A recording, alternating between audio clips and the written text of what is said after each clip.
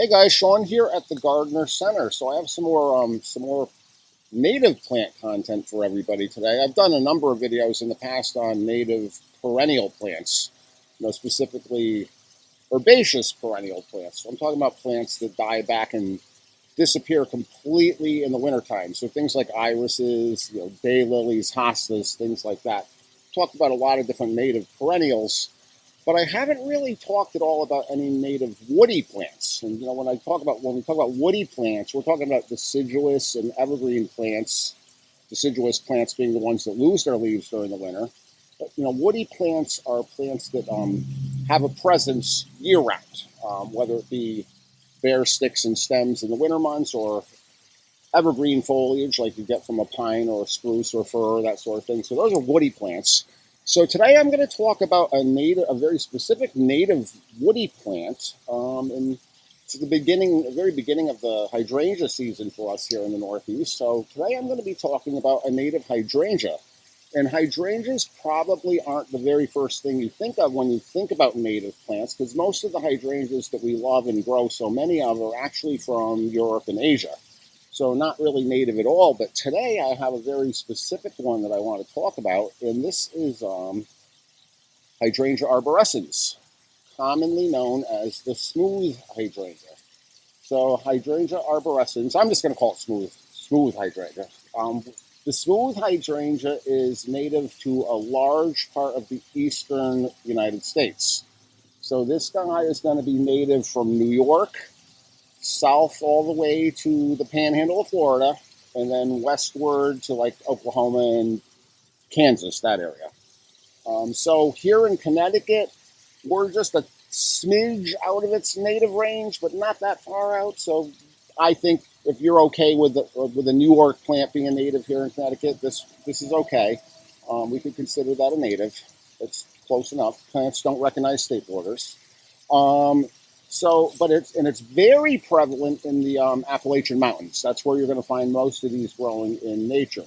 So a couple of cool things here to talk about. So I keep looking at this guy over here. This is the one that you probably all recognize. This is Annabelle hydrangea, which is the most popular of the smooth hydrangeas. This one over here is called Pinky Pollen Ring. And this one is part of the American Beauties line of native plants. And this is how, if you were to stumble upon smooth hydrangea in nature, this is what it would look like. It would have these pretty little kind of loose lace cappy looking flowers. This one over here, Annabelle, the one that we all know and grow and love, this one was the result of a chance spore or mutation. So very often, and it's actually pretty common in the plant world, a plant will just naturally mutate. A lot of our variegated plants come into existence that way because you'll have a plant that all of a sudden we have a green and white leaf or a green and yellow leaf. So a lot of times a plant's flower will change color or form, and that's what happened with Annabelle here. Annabelle has these big snowball flowers as opposed to the lace cap flowers over here on Pinky Pollen Ring. And Annabelle hydrangea, I love talking about plants, but I also love talking about history. I'm a huge history buff.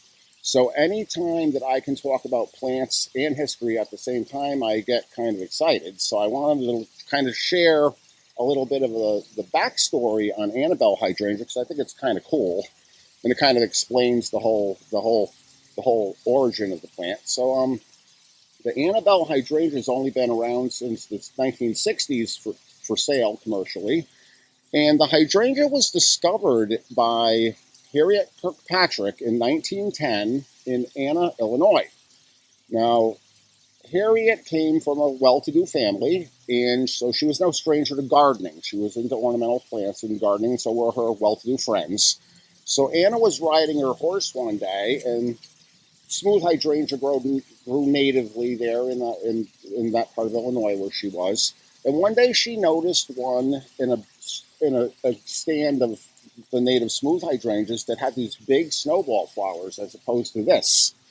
And of course, Harriet, being a passionate gardener, did what any passionate gardener would, and she dug it up and took it home and planted it in her yard.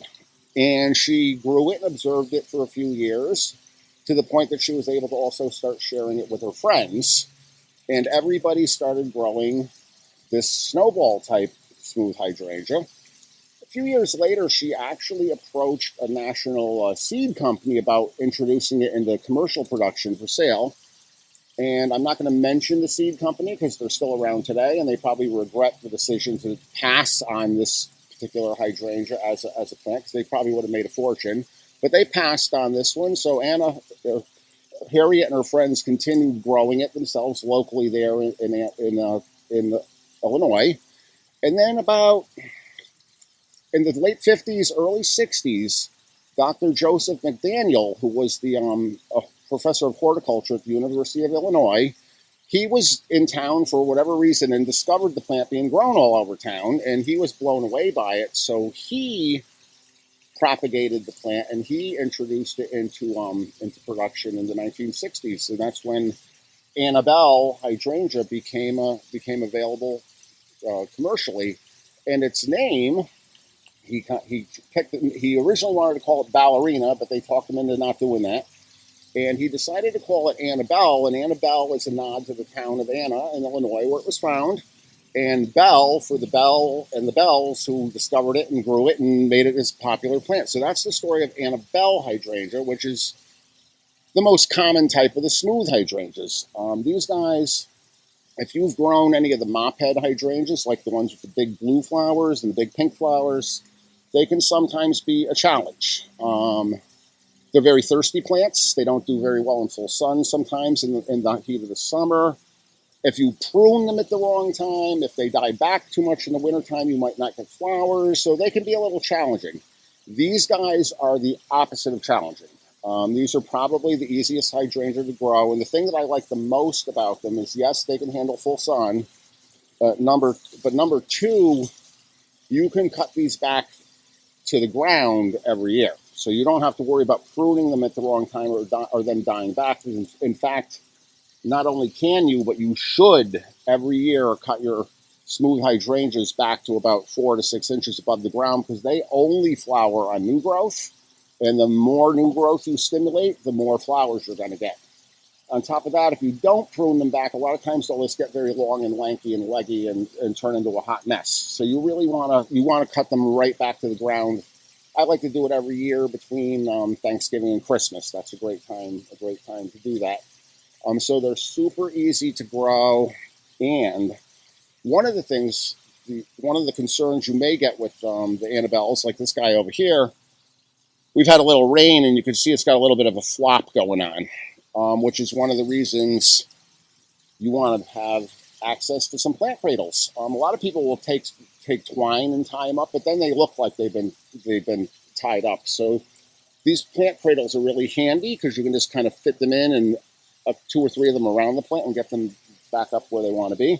So Annabelle flop over here, you got your plant cradles.